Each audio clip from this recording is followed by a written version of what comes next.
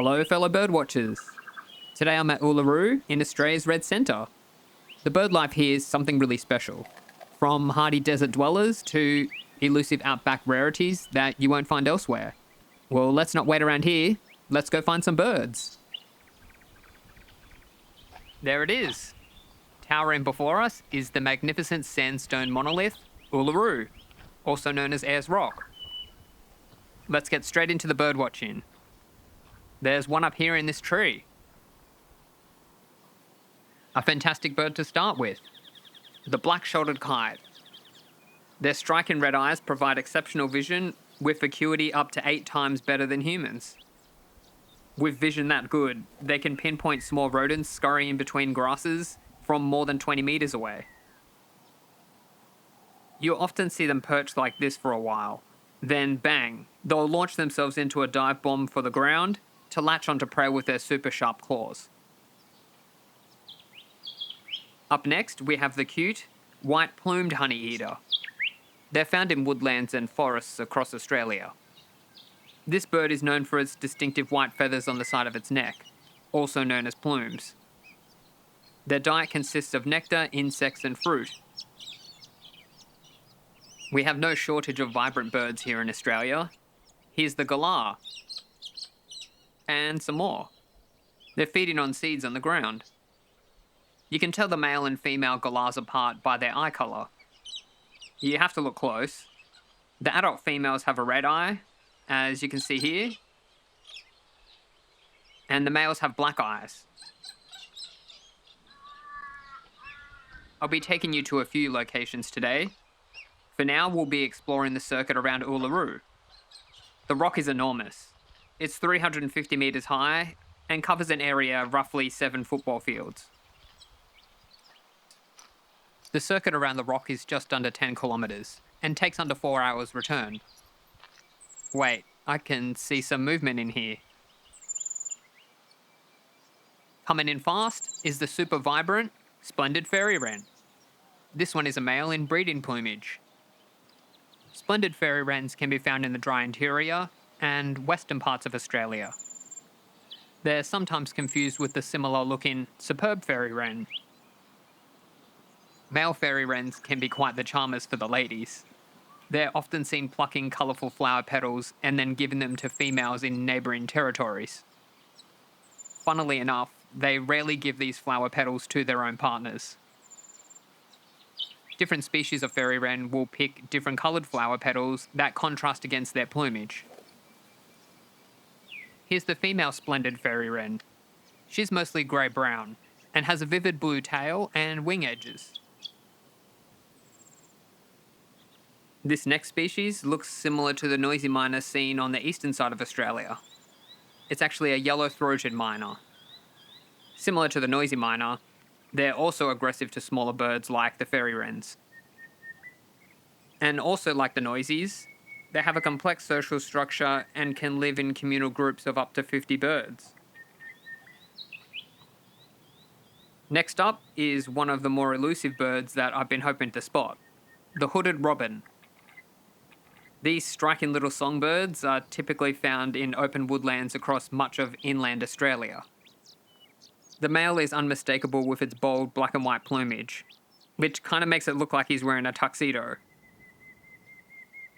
In contrast, the female wears more muted tones, soft greyish-brown, with subtle markings that help her blend into the woodland understory. You might have noticed that the rock and surrounding soil look a rusty red colour. This colour comes from the iron oxide in the sandstone. During sunrise and sunset, Uluru puts on a breathtaking show. When the light hits the rock at different angles, it will appear as though it's changing colour. To keep this video from being too long, I won't be going through the full detail of every bird species we see today, like this one. Here's the pied butcherbird, arguably one of Australia's best bird vocalists. And right by the toilet stop, we have a large flock of zebra finch, one of the most abundant finches in the Red Centre. Sometimes each flock can have up to 100 birds. It's pretty crazy in here, but see the ones with the orange cheek patches? Those are the males. The females lack this patch. Next is the beautiful painted finch. Here's the male. He has more red on the face, compared with the female here. Uluru is almost 550 million years old. This makes it one of the oldest natural landmarks on Earth. This iconic rock is deeply significant to the Uganu people, the traditional owners of the land. The structure has numerous caves containing ancient paintings and artifacts. It's considered sacred, so out of respect, I can't show you some of the areas here. To fully appreciate the cultural significance, I encourage you to visit and explore the site for yourself. For now, let's get back to the birds. Central Australia has two commonly reported crows, the Teresian and the little crow. The thing is, they look basically the same. The little crow has a slightly shorter beak, and its body is a few centimetres shorter than the Teresian. However, the best way to tell them apart is by their call. And this here is the Teresian crow. See, they look the same. Their calls are more varied, louder, and bassier.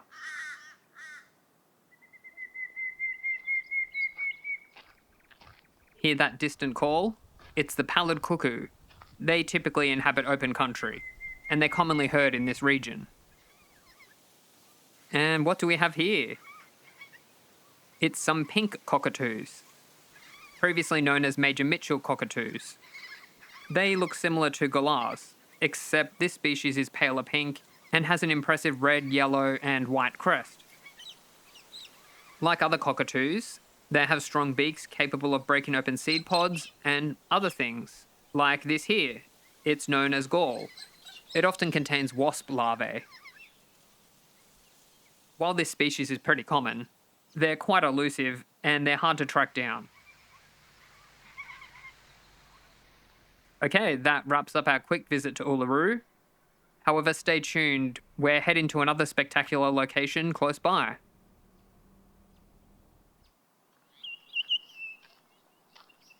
Okay, we're now 45 minutes drive west from Uluru. I want to show you this great lookout.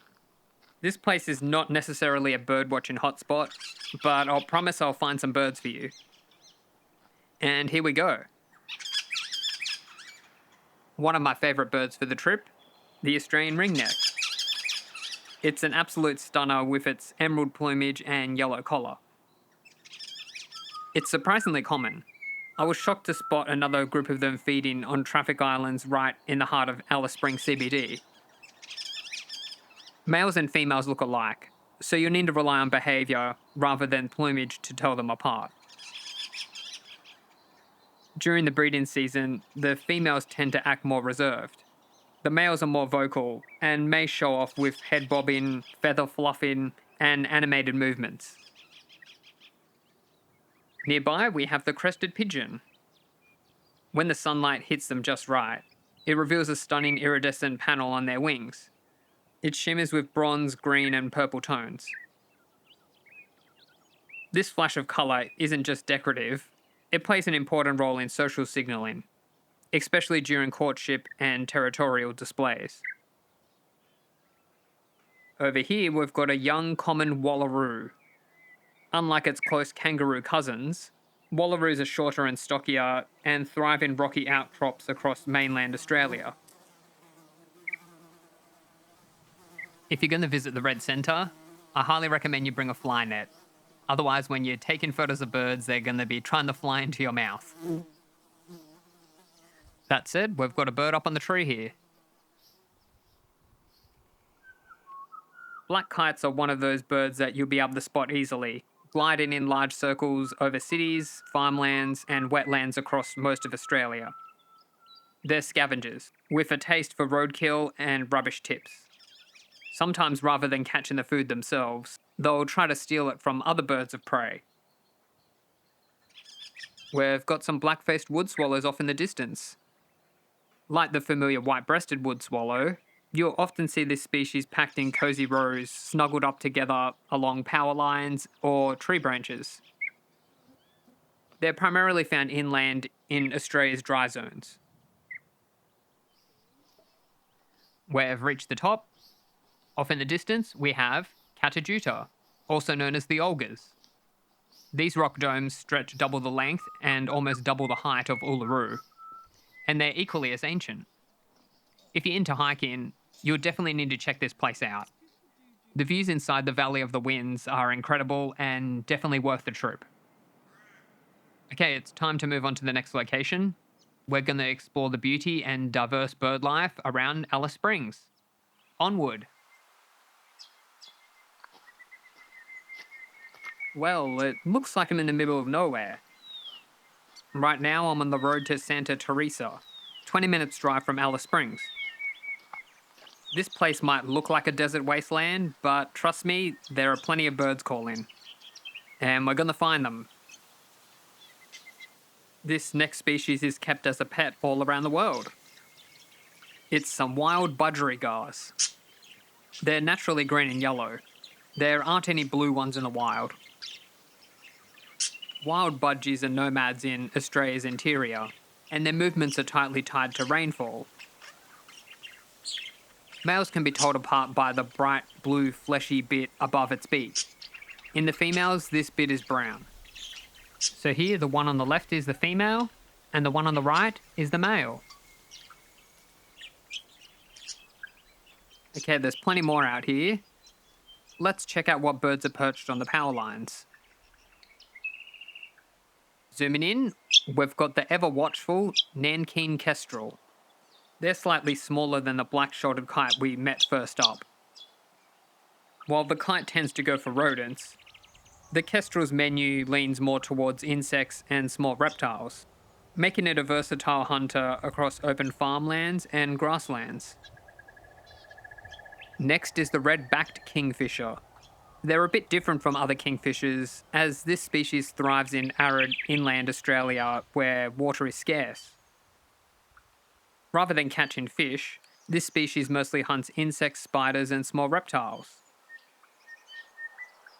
Many birdwatching hotspots in this region are remote. Be sure to bring plenty of water and snacks with you, and tell your family where you're going beforehand. You don't want to be stranded out here. This heat haze is making capturing video difficult, but I really want to show you this crested bellbird. This species derives its name from its far-reaching melodious calls, which are often heard well before the bird's seen. This one is the male. It has a folded back black crest on the head, and a black breast, usually referred to as a bib. The female lacks these black markings. Here's another species named after the calls it makes. The grey-crowned babbler. These birds are incredibly social, often seen in noisy, chattering groups.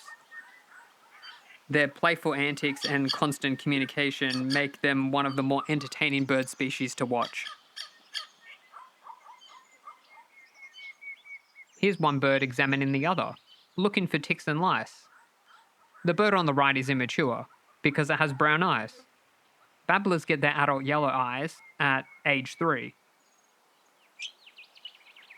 Here we've got another common wallaroo. This time it's a mother and her joey. The easy way to tell that it's a wallaroo and not a kangaroo is the wallaroo has a dog-like snout. It looks like this joey wants to explore, but it's stuck. Okay, let's see what else is around. A familiar bird found across most of Australia, the rufous whistler. This one is an immature male. He hasn't got his rich orange plumage yet. The male rufous whistlers are known for their beautiful and complex songs. The black-faced cuckoo shrike is another widespread bird. They've even adapted well to urban environments.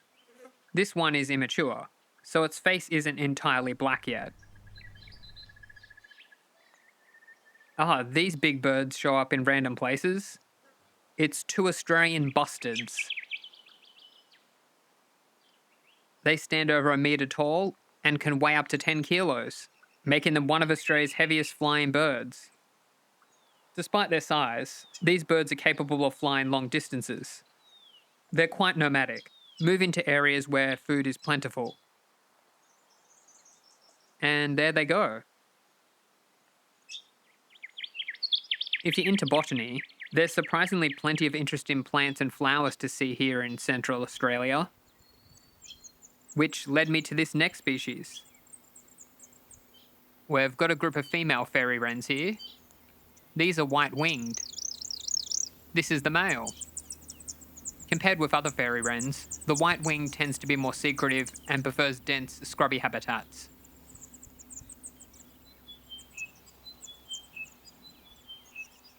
The bird singing now is the chiming wedgebill. The descending series of notes is often described as, "Did you get drunk? Did you get drunk? Did you get drunk?"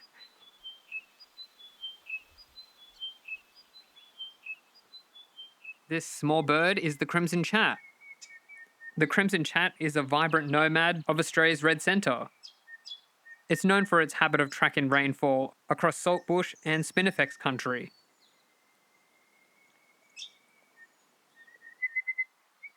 These curious birds look like close relatives to the spotted pardalotes. They're actually red-browed pardalotes. This species prefers semi-arid inland woodlands and is often quieter and more elusive than the other pardalotes found across Australia.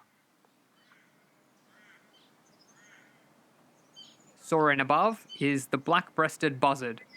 I've slowed things down a bit so you can actually see it. This species is slightly smaller than a wedge-tailed eagle, and it's easy to spot in flight thanks to its short stubby tail, black chest, and white wing panels. Okay, we're done with this dry section. Let's move on to our final hotspot for this video. Welcome to Ormiston Gorge. It's located in the West MacDonnell Ranges, an hour-and-a-half drive west from Alice Springs. It's a stunning natural attraction known for its towering red cliffs and near-permanent waterhole. And it looks like we've got someone here waiting for a drink. It's a spinifex pigeon. Check in to make sure that the coast is clear. Here it goes. This desert specialist blends beautifully into its surroundings. They prefer rocky outcrops and spinifex grasslands. They're often seen scurrying more like a quail than a typical pigeon. This one's doing its mating display. This waterhole is a dove paradise. We've got some more near the edge of the water. We've met the peaceful dove a few times now. The spotted dove from Southeast Asia has adapted well to Australia's harsh climate. Wait, this isn't a commonly seen one. It's the diamond dove, one of Australia's smallest pigeons. They're easily recognised by their delicate frame, red eye ring, and the white diamond spots scattered across their wings. We're approaching our final bird. Thanks for joining me out here in Australia's Red Centre. If you haven't already, please like and subscribe, and drop any questions or feedback in the comments. If you'd like to support the channel more directly, check out the Patreon page. Okay, let's meet today's ultimate bird. The western bowerbird. Both males and females look similar, with their orange spots and vibrant pink crest down the back of the neck. This male is decorating his bower, a platform he's made of sticks. The bower and its surrounds are used to impress the females. Different species of bowerbird have different colour preferences. We saw in the previous video that satin bowerbirds like blue objects. Well, the western bowerbird prefers to decorate with white and green treasures, like bones, berries, shells, and even bits of glass. Well, that's it for today. Happy bird watching, and I'll see you next time. Bye!